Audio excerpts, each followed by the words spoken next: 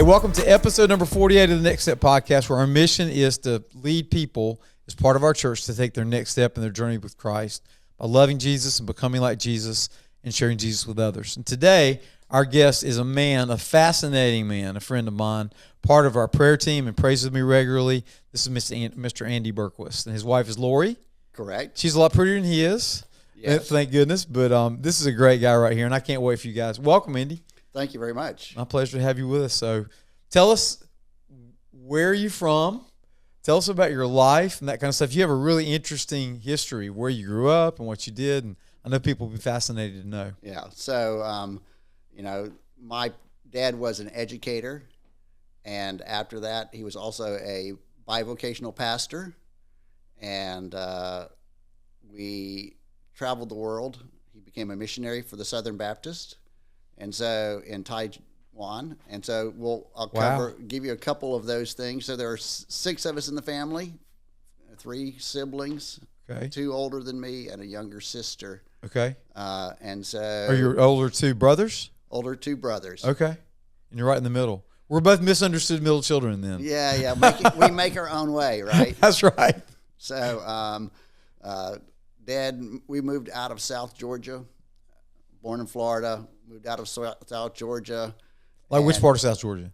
Cairo. Cairo, okay. Right. With a C or with a K? No, with a C. Okay, it looks right. like Cairo. So if you say Cairo, people know you're not from there. You're from right? Egypt. Okay, right. It's Cairo. But they may not even say Cairo because Do they I make lost the some syrup of my there? Southern accent. Do they make this Cairo syrup there? Maybe, but Kate's Pickles and some of those. It was a big pickle area when we were kids. Okay. In the area, and Dad pastored a church. He was also the principal, and finished. When I was born, he was pursuing his master's degree in education. Right. In Tallahassee, Florida State. Wow. And then 2 weeks later, we moved to Georgia. Okay. So So you've been born Floridian, but you left. You got to Georgia as fast as you could. Pretty quick. Lived in Atlanta for about 6 years. Okay. From about 4 until I was 10. Okay. My parents helped start a church just near the airport. What's the name of it? The Meadows. The Meadows. Meadows. So south of Atlanta? South Atlanta. Near Stone Mountain? College Park. Okay, College Park. Okay. North. You got Stone Mountain's in north. Oh, Atlanta. my bad. Sorry. Thank you for adjusting my geography. Okay. So College Park. Okay. And my parents were from Alabama, near Montgomery. Okay.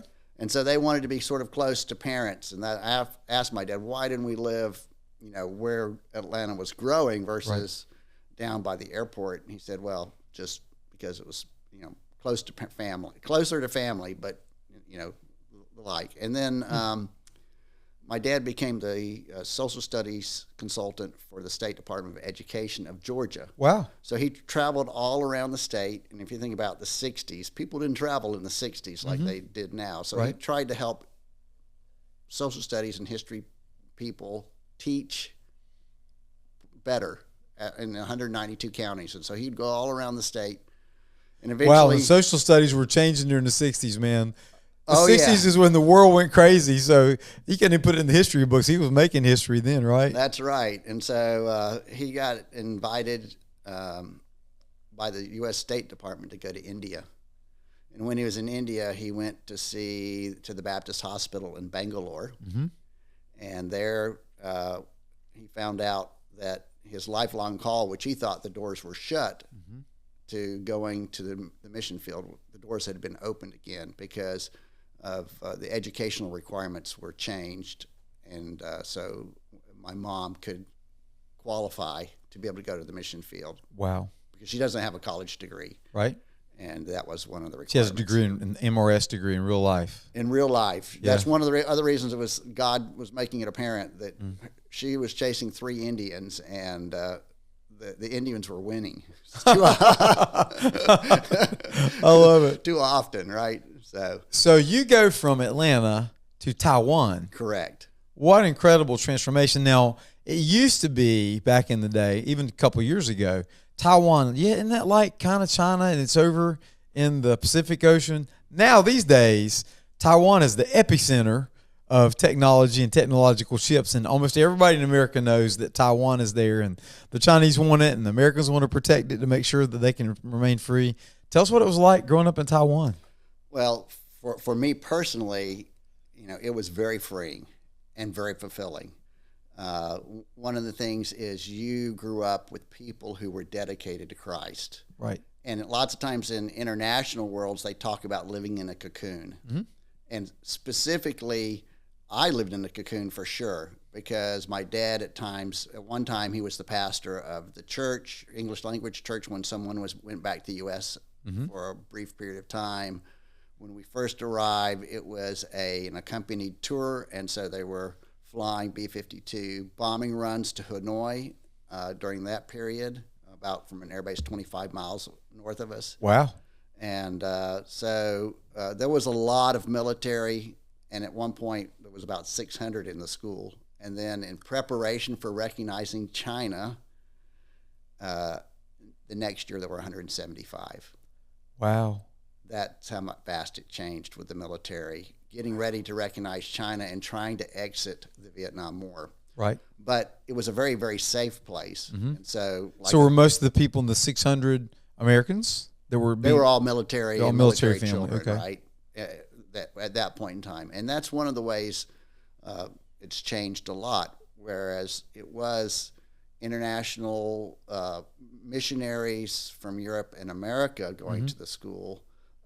Now many more Chinese descent people are at that school, and it's still sponsored by 4 mission boards or 5 mission boards. A little bit more independent, mm-hmm. and but still has a mission to develop students for Christ. And it was a marvelous privilege, because it was a small school, 120 people mm-hmm. in all of the high school, so you could do anything you want. You could try anything. My senior year, I was the class president. I'm not surprised. The captain of the co-captain of the soccer team. I played basketball. I played tennis. We asked somebody to direct the play for the senior class, and we did our own senior class play. Wow. And I was in 8 classes in 7 periods. So I was a busy boy, and I lived by myself because my parents were still in the United States for the beginning of my senior year. Okay, so they went back like on a furlough? They went back on furlough. Right. And I, had seen other people, and I think that's the example, right? I saw somebody else whose parents sent him to a school that he really did not want to go to, mm-hmm.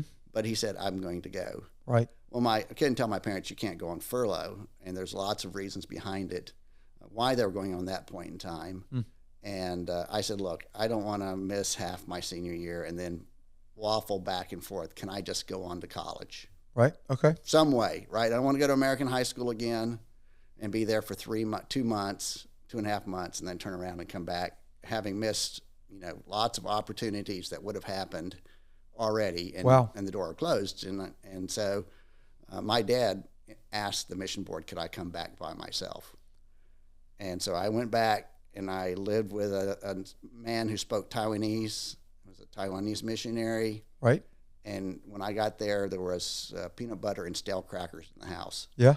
And I said, well, what have you been eating? He says, I go out every night. And I'm like, that wasn't going to work for a student, right? Right. So I had to go to the market on Saturdays, yeah. Soccer practice all week, up until October, middle of October, when his wife came back. Then life got a little easier. Okay. But it was when did you go back? What time of the year was it? When you moved into the gentleman's house? Well, it was my house, and he was living in our house. I see. For security purposes. It wasn't my house. It was our home residence. Home where you're assigned to live in. Right. Right. Our home residence. And so he was there because that kept somebody in the house and provided help for them. And so I arrived back late August. Late August, 25th or so. Yeah. And my parents came home back to the house in January. Wow. So you grew up in a hurry. You had to learn to take care of yourself and think for yourself and all that kind of stuff. You do grow up in a hurry, or you get experiences that you would not have otherwise. Now, the mission family took care of me at times. Right. They would invite me over periodically or check on me. And there were people next door because we lived in a duplex, and Yep. then there was another duplex just down the way. So there were always people around. If there was a problem, I could go, oh, you know, I was playing soccer and hyperextended my knee. Oh boy. Oh, and yeah, right. I stepped on the ball. And my best friend made fun of me, like, oh, you're just faking it. Yeah. Later he came back and said, you know, I heard about somebody else who hyperextended their knee, and I Yeah. heard it's painful. And so Yeah. I hobbled off and went and found Mike Wilson, who has gone to heaven, and said, he came and looked. He said, I think you'll be fine. Yeah. You know, he had no medical expertise, but, Right. you know, he knew boys. So, Yeah. although he had all girls. So anyway, How it about all that? worked out. But, you know, he came and checked, right? So did you ever interact with nationals in your school? Or was it always white gringos like you? Well, or black, white or black? there were mostly Caucasians. There were some African Americans Right. that were there in the school when it was DOD school. Right. Right. But there weren't hardly any later. There were just a few adopted children. Right. And so if you interacted, it was on the sports field, or it was when you went downtown on the weekends Right. or the like. And that was one of the challenges because it was such a small school. You were very much focused into their schedule. I didn't take any Chinese until my senior year because I could never, find a time slot to take Chinese 1 that didn't conflict with math or science. And I was headed toward a STEM education at that point in time. And it's like, okay, I can't do this. And What I was the wasn't name going to of the ask my school? parents. Morrison Christian Academy, And what was the name of the city you lived in? Or where did you? Taichung, Taiwan, which means middle city. Okay. Right? It's like right in the middle of the island. Yeah, most of And Taiwan is an island. Taiwan is an island. Mhm. Most of the livable land is on the west coast. Okay. And so there's Taipei, which is north, Taichung, which is middle, and Tainan, which is south. And Okay. beside Tainan's another city called Kaohsiung. And some people I know have also been in the military have visited in Kaohsiung. So did you live in the least people-friendly part of Taiwan? Because you're in the middle city? No. It's more like the middle of the west Well, coast. Yeah. So Yeah, it instead of was the middle. not least friendly. The Chinese people are very nice. I mean, like vegetation, all that kind of stuff. Was it what's it's like living in Cuba. okay? Okay, so very warm, 50 degrees or 45 degrees was really cold. Okay. The old timers said there had been frost one time in 40 years they had lived there, that they had seen frost once. So never frost. But that freaked them out the morning they saw frost. Yeah, I bet, right? But it would get cold because you get some cold fronts out for us, and we didn't have any heat in the house. Okay. So, or air conditioning. Okay. So. So it was always kind of just whatever the wind blew brought your air conditioning. That's right. And then we had one air conditioner in one small room. If it got unbearable, we'd go turn it on for a little while and sit in the air conditioning there. But other than that, So what makes the middle of Taiwan not inhabitable? no. Well, in the very center of Taiwan, over to the east coast, Right. there are lots of mountains that are up to 14,000 feet tall. Wow. 13,000 Yeah. feet tall. And so 70% of the Which land. is, for those out there, 3 times taller than Grandfather Mountain. Yeah. You never think about those kinds of mountains as being the Pacific, Yeah, but, they would but get they're all snow, over. right? Yeah. In the winter, and so 70% of the land was considered uninhabitable by old techniques, because you couldn't farm or whatever else on that land. Beautiful. It's sort of like shaped like a tobacco leaf, and so everything to the middle center east is pretty much mountains, beautiful mountains. We did a lot of hiking, and it was great. Wow.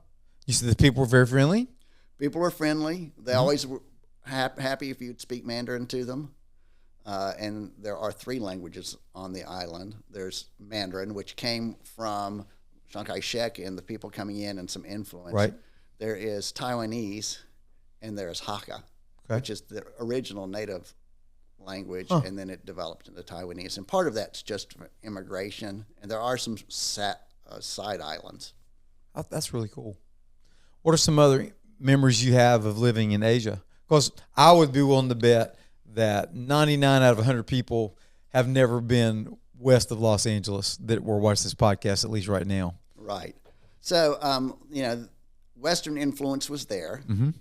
We would see movies dubbed.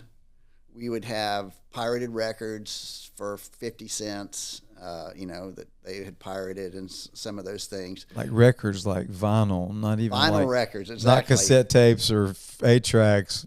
No. This is like old stuff. That's right. It's cool. And cars were small. Yeah. So outdoors was thing. And there was a dormitory. And at that point in time, 80 kids lived in the dorms. And so after school, after dinner, there was always somebody to go play soccer with or do things. Yeah. And it was like living, I thought, like a resort, because there was a soccer field, a baseball field, tennis courts, 2 gymnasiums, an Olympic-sized swimming pool. Wow. A plaza, and all these playmates and people to go hang out with and do things with. We didn't have a lot of money, but it still was great. Bus tickets round trip were 15 cents. Wow. So, you could get downtown and back without a lot of money. And so Taiwan was not as affluent as it is now. But I would imagine that the reason you had Olympic-sized swimming pool and those kinds of facilities is because it was a DOD facility. There's so much government money that had come to help make it possible for soldiers. I think that was part of it, but the mission, one, if wages were 50 cents an hour, you could build things and do things a lot cheaper than in America at that point in time. Food was cheap. So it was a very reasonable place to live and have a family at that point in time. But it was a very progressive government. And Chiang Kai-shek was a Christian, and his last will is a great thing to read, where he wrote how he wished the people of Taiwan would come to Christ. And it's his final will and testament to the Chinese of Taiwan. And so those fruits have been, the missions efforts have been bearing fruit. And now most of the mission efforts in general are led by the Chinese and the Taiwanese and the Hakka in all of these areas. And it's continuing to build, and they're becoming more receptive to the gospel. There's still a lot of people that are, materialist. Right. They want riches, measure their life in riches. But it's still happening, and you see the gospel going forth and the fruits of that. So, did you travel further into China or to the inland? Did you go to any other countries? Did you go to India? When I first went to Taiwan, China was closed. Okay. Because Nixon had not recognized it. But later in my career, I spent 9 months at different times traveling and working in China, because I spoke enough Mandarin to get by.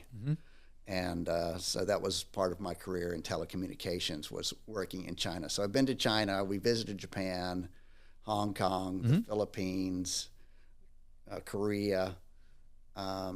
But generally, it would have to be on the way home. Right. We didn't take side trips, because that was not a means of a mission family to do. Right. Makes complete sense. Now it's changed a lot. So I didn't realize Chiang Kai-shek was a Christian. So was he kind of the leader that was kicked out of China and ultimately helped to found Taiwan as it is in its national state now? I thought I remember Chiang Kai-shek when I was a child, related to the Vietnam War and stuff. I remember hearing that name. So tell us about him. So Chiang Kai-shek was... Chiang, I called him Chiang. Yeah, Chiang Kai-shek was educated in America. Okay. And went back to China, and led the Nationalist Party, and Mao Zedong, he led the Communist Party. And then when they started fighting, and then Japan invaded China, they stopped fighting long enough to unite or semi-unite and fight against the Japanese invasion. And then when that was ousted, they went back to fighting again. Okay. And slowly Mao and the Chinese communists took over and pushed the nationalists down into the south, east China. Then the U.S. intervened and took 400,000 people out of southeast China into Taiwan. Okay. Taiwan had been occupied by the Japanese also for like 50 years. But after the war, they, created a nation, in essence, and protected them to keep from China from trying to come at that point in time. Right. And China, whether they were interested or not, they didn't have the tech means to do that. And so we have supported them. And at one point, we recognized them as the government of China and not the communist. But eventually, Nixon recognized, and Kissinger, you just can't not recognize 1.4 billion people going, or wasn't then, it was 700 million, but a large percentage of the population, and have no relations with them. Right. And so China sort of dictated it. Sure. But Taiwan had wise leaders, and one of the things they did while we were there in the 70s is have 10 national projects. And they did use those projects to modernize certain parts of the economy and infrastructure, so that later electronics and silicon wafers and all of the other things could be built in Taiwan. And many times the Taiwan people then were opening factories in China for the labor too. Right. But Taiwan was the interface on some of those. That's powerful. China would not be what it is today without the American demand. Right. So that is part of the reason why so much stuff has gotten outsourced to Taiwan. But you've really helped us with a great history lesson today. That's really interesting. So Mao and Chiang had fought for power between the communists and the nationalists. Communists won, obviously, but America helped to found Taiwan as kind of a free China, or they would say the real China. Right. And that's part of the reason why there's still so much enmity between the big mothership of China and the mainland and Taiwan. It's kind of like, no, you really still belong to us. Yes. Right? And America's like, no, they're free. We help them to be free. And there's the problem these days, right? Yeah. I don't want to get too much into the politics. Yeah, that's okay, though. That's good. China, right? And in some ways, I think, it is somebody demanding recognition for who they are in China. Right. Also, this philosophy of the party, right, and communism. The party's God, right? The party is God, right? And also in China, not Taiwan. That's right. That diverting the attention of people to the recognition that we don't produce enough food to feed all our people, right? So China has to import parts of their food just to meet the needs of feeding 1 billion people every day. We should one day for the podcast sit down and talk about all this geopolitical stuff so that people can understand it. But I want to get back to your story, because you left then after your senior year to come back to America, right? To go to Georgia Tech? Yeah. Tell us about that. So, I actually went to Berry College in Rome, Georgia. That's right. You told me that before. Initially. Yeah. The wisdom of God is to be able to hear when people interject into your life about certain things and listen to it, right? So that you actually hear it from a perspective of, is this something God has for me? I went to Berry because my brother came home after his freshman year or sophomore year, after his sophomore year, and said, hey, I know where you need to go to college. You need to go to Berry because I have a great soccer program, and I was playing soccer and loved soccer, and I knew eventually I would go to be an engineer. But so before we leave soccer, what position did you play? I played left or right wing. Okay, so if you're a soccer person out there, you got an expert here, an international and national athlete. Anyway, go ahead. But I was a slow white boy and couldn't jump. Okay, that was my problem. Okay, so but. I went because my brother said that. It was the only college I applied to initially. Yeah. And I went on full scholarship because God opened the doors, and he opened things. My dad gave me $20 and said, find a church when you get to America. And that was all I ever got when I left Taiwan. Wow. Nothing else for college. There was a car waiting for me that didn't run when I arrived. But at least it was a car. Yeah. It just took all my money that I had to fix it. And then I went to college going, I just hope there's money there because I don't know what's going to happen when I go to pay but God provided all 3 years that I was at Berry. Fantastic. So Berry's also, for those of you that are listening, is known much like Warren Wilson and some other places in America as kind of a work to go to school kind of place too, where almost everybody does some form of work study in addition to their whatever financial aid they happen to get? I worked all 3 years. You worked all 3 years. So then I went on to Georgia Tech. Okay. And, God provided that and helped me get through, persevere, and through that perseverance, open new doors. And one of the prayers I was always told is pray for your future wife. And he took me to Durham. And my wife, Lori, she's a fabulous person. Yes, she is. She's a Proverbs 31 woman. Yep. Where you can, find a great wife. Yep. Well, I was praying for a great wife that would help shape me also spiritually. Mm-hmm. And we have been a great partnership. And that was an answer awesome. to prayer that she came from Oklahoma. Wow. And we met at First Baptist Church in Durham, North Carolina. Wow. I was a Sunday school teacher. Yeah. And she came in, and then a year later, we started dating. And it wasn't long after that. It was a pretty quick romance and to marriage because we're a little bit older.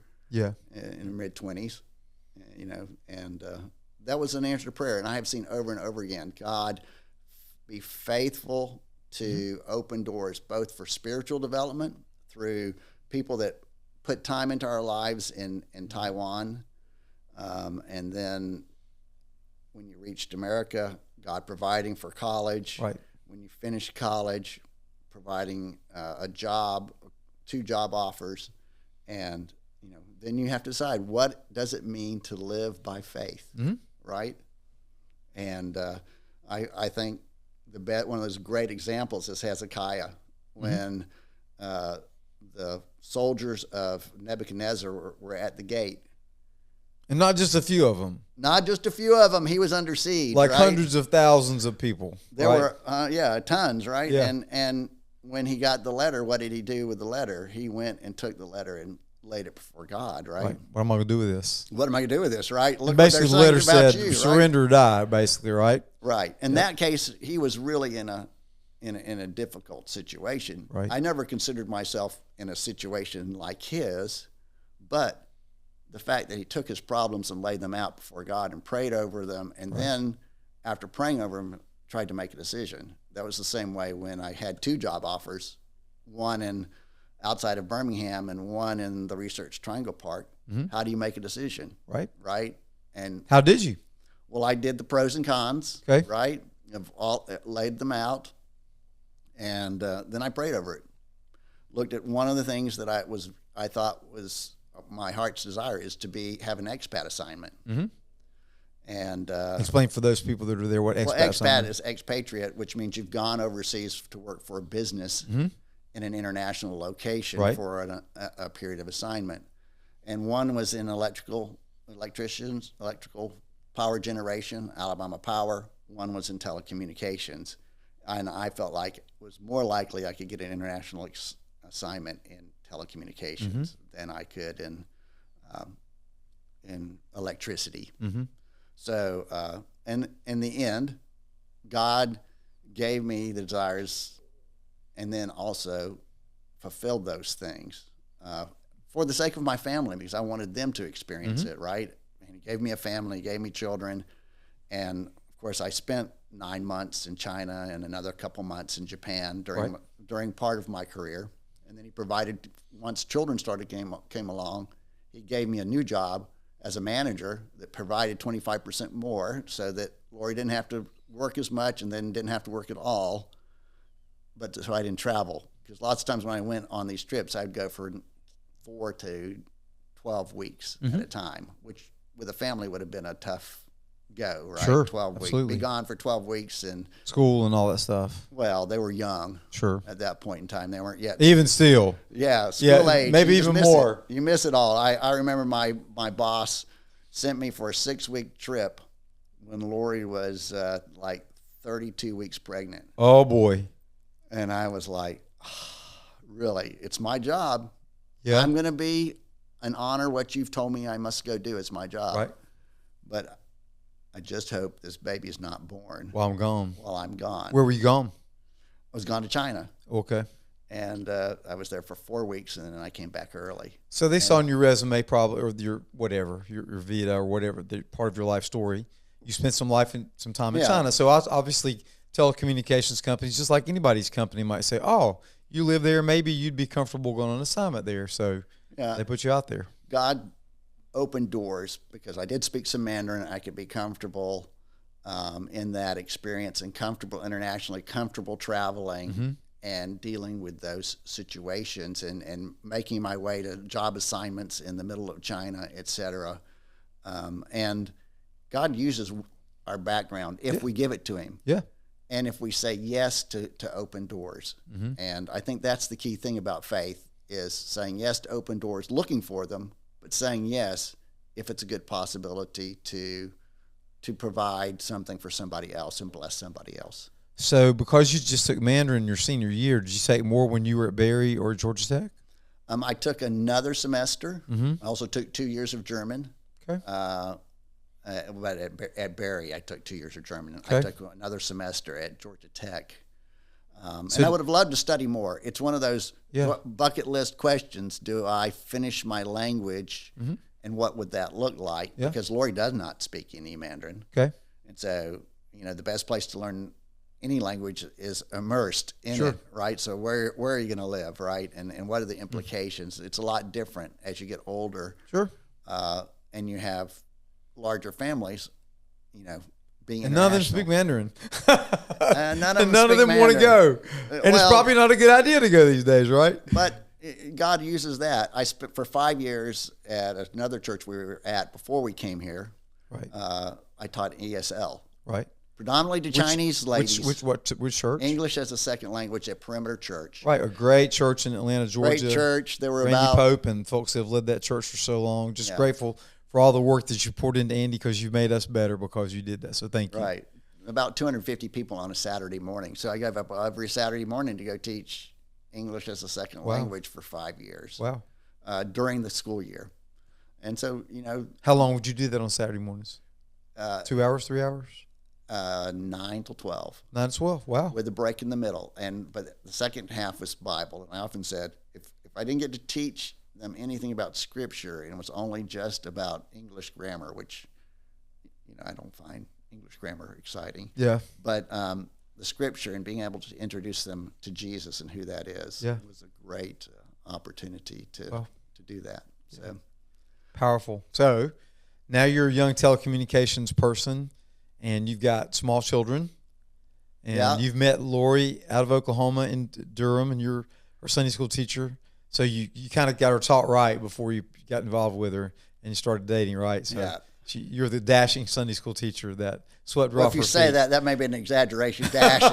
Dashing may be that I'm leaving because, the first 7 months we dated, I was gone for 3.5 out of them, right? And so that was at least once when I came back from China, first Thanksgiving, I hadn't seen her in like 2 months. And we had just started dating and I left. And I came back. You still want to date some more? I came back to her house and her family's house. I'm like, oh, what is this? But God was good, and she was the one that God intended for me. Yeah, right. She called y'all together. That's right. So, that's awesome. I think when you grow up in a missions family or a church family where someone is the leader in a church, you come to realize that your life is sort of shaped as Christ hopes your life is shaped by a couple things. One is relationship with him. Right. But we are shaped to serve. And we are all should be serving one another. He didn't say serve somebody so you'd be busy. Right. He said serve somebody so you'd have perspective and your soul would be satisfied. Because follow my example, as the son, I came to serve. Not to be served, and to worship. And I think our soul and our whole lives crave those things. And we have the Spirit also inside of us to give us perspective and a frame of reference in the world. And I think those things, as you go through your life and God puts you into those circumstances, those are the things calls to answer. At First Baptist, I don't think we were ever in a Sunday school class. We were always leading a Sunday school class. So we never sat in Sunday school. Right. And I think I was at Perimeter, I'd only been there 4 weeks when they asked me to lead a neighborhood congregation. And I often talk to the guys like, I wasn't even a member when you asked me to lead our neighborhood congregation, right? So why did you? So I just felt that was what I was supposed to do, and so I did it. Yeah. And so I said, yeah, we can start that in the neighborhood, for a discipleship group or a worship, side worship group there. That's awesome. And so, and we spent 15 years in the nursery and the 4-year-olds type of thing. Right. So, because I thought it was important to let other people have the opportunity to go to worship. Right. That had young kids. And so when you had a neighborhood organization, were you worshiping on Sunday there and then also doing small group Bible studies there? Or is it more like you did small group and worship in a small way, but you went to the mothership on Sunday mornings for everybody to be there? So on Sunday mornings, that was when the first church was first opened. Mm-hmm. There was not enough Sunday school space or church or Sunday space for adults to go and kids to go at the same time. Right. And so the pastor made a decision. Kids are more important than adults for if they want the adults want a Sunday school experience coming out of their background. 7 o'clock till 9 o'clock is available. Okay. They can come and be at that point in time for their seniors group initially, right? And the youth have the space type of thing, and they've continued to build out. They continue to build out the facility, but they emphasize that, and so trying to build community because it was a very large church already. Build communities within a smaller geographic. They started this neighborhood congregations, and since then, the DNA of that church is discipleship.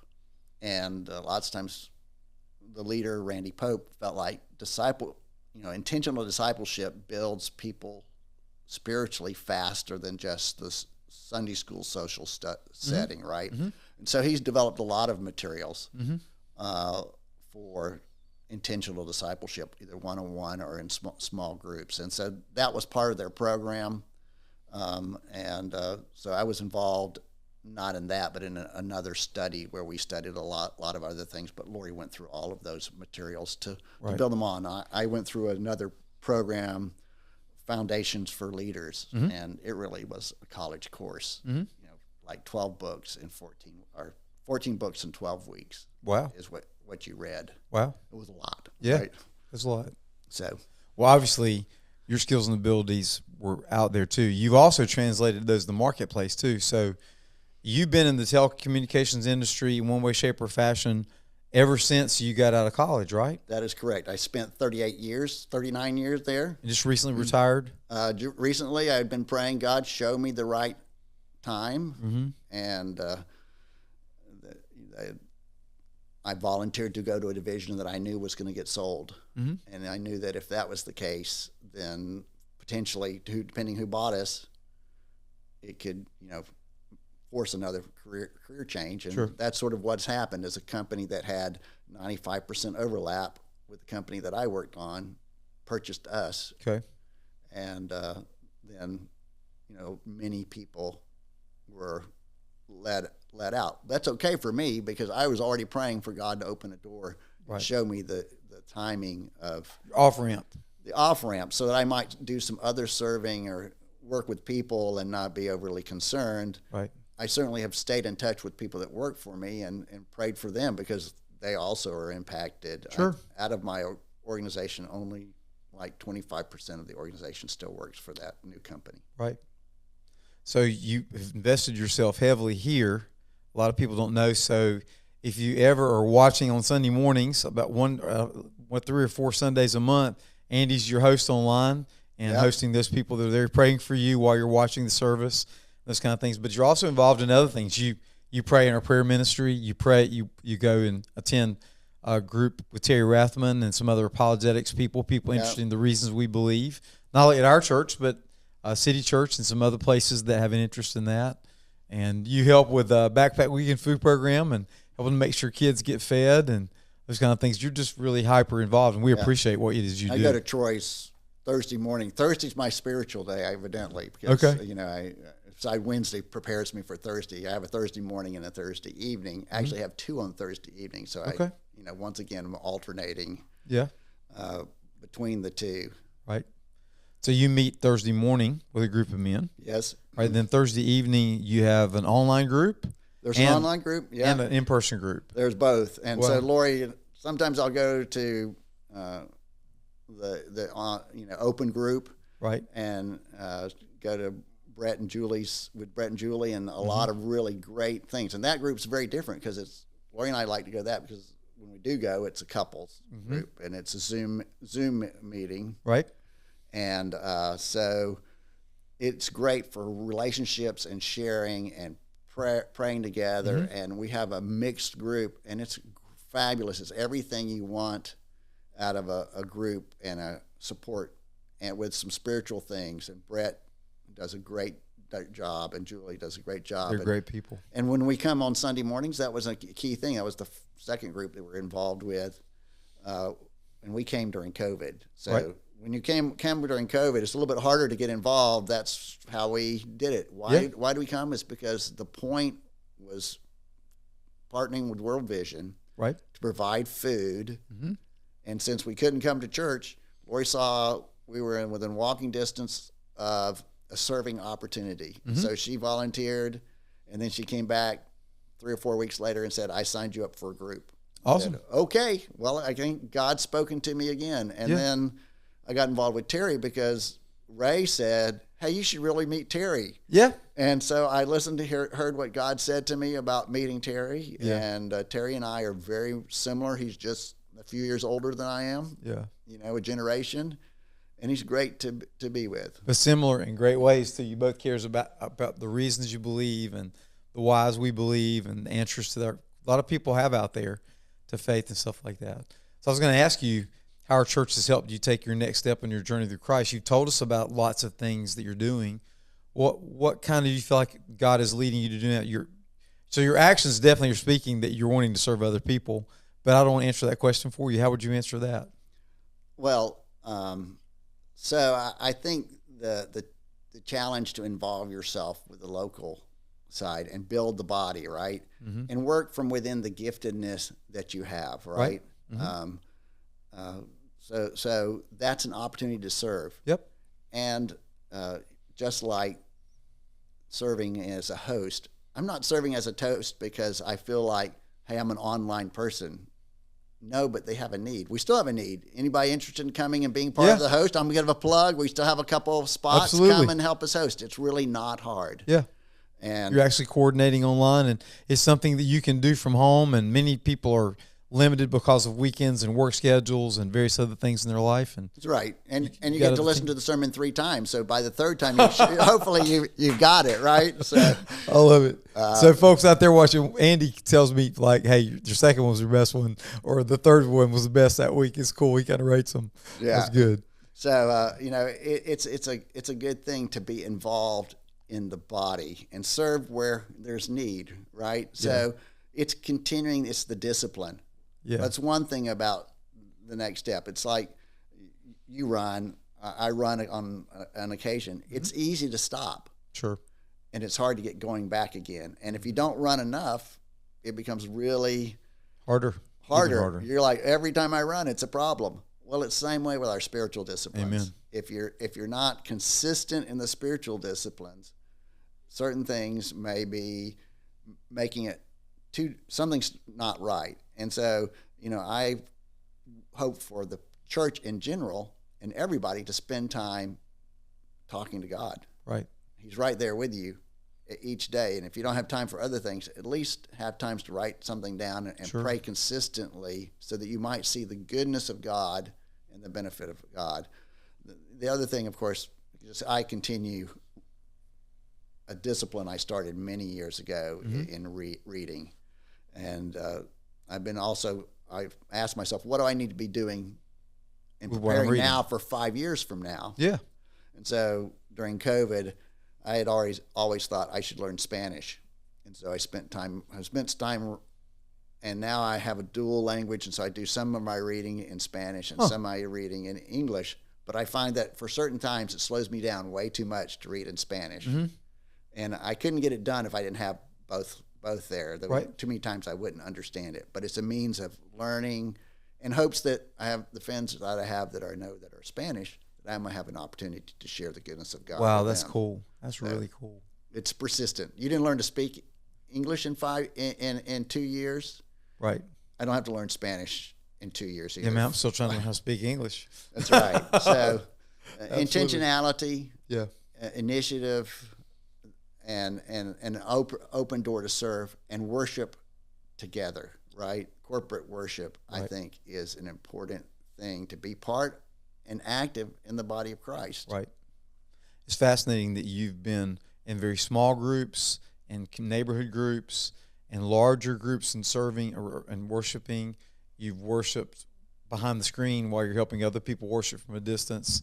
Just so many things you've done. We're deeply grateful for. So as this part of our time draws to a conclusion, I hope you'll come back again. But it's always great to be able to interact with you and meet with you during the week. And you always ask great probing questions, and you always want to make everything better. Thank you. And I appreciate that behind you. All right, so here's some questions. Do you prefer America or Taiwan?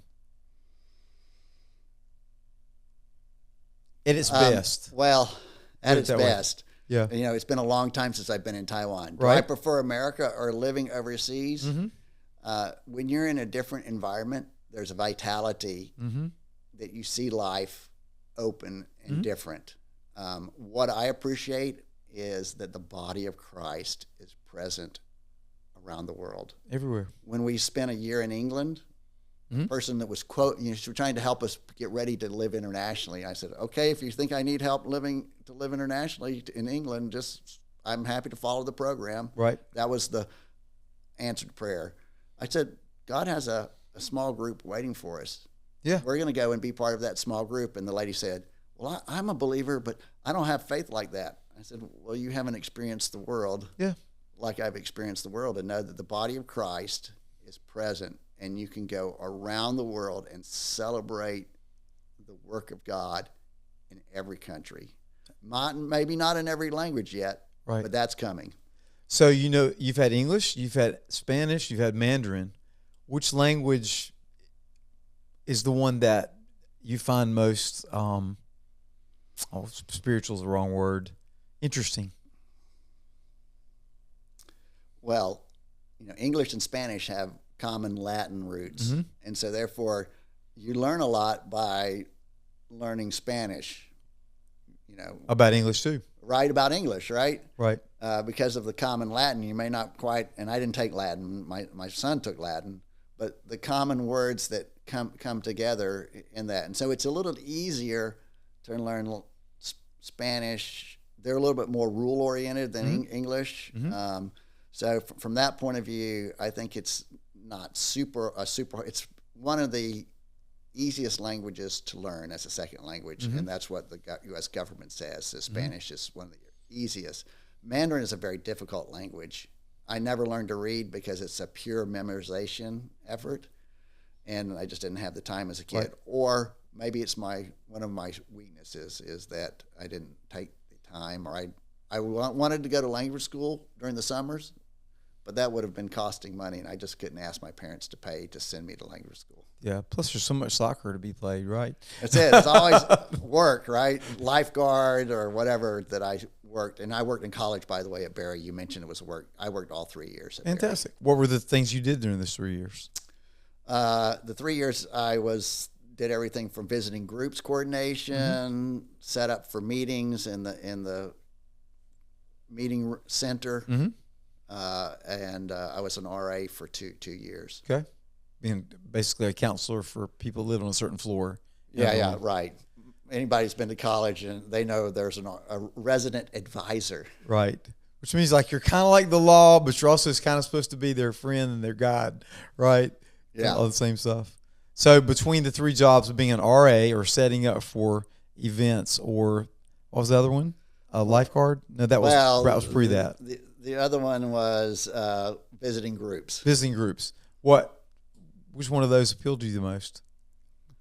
Or was it more like I just learned what I could learn for each one of those three, and they all taught me something? Well, yeah, they all provided, right? They were Yeah. a provision to do that. And there's certain things that, you enjoyed.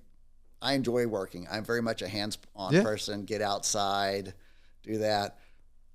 During one of the breaks since I didn't go home for Christmas because my parents, my freshman year, were overseas, I stayed on campus longer and I raked leaves outside during December. And manually raked leaves. Oh yeah, no blowers, no leaf blowers No back blowers, in those days. and that was I loved working outside and raking leaves. I still like raking leaves. Yeah. So There's something about it. it's great to be part of building the college and giving back, right? They didn't give me a ton of money, but it was a very needful thing that provided for me. Well, here's the thing that I notice about you, Andy, is that you bloom where you're planted, and you make it better. And we're deeply grateful that you've chosen to be with us today. As we get ready to close out, is there a verse or something that you feel led to share with people who are watching today, or a thought or a comment? Well, as an engineer or being a background in engineering, Electrical engineer, right? Electrical engineering, Okay.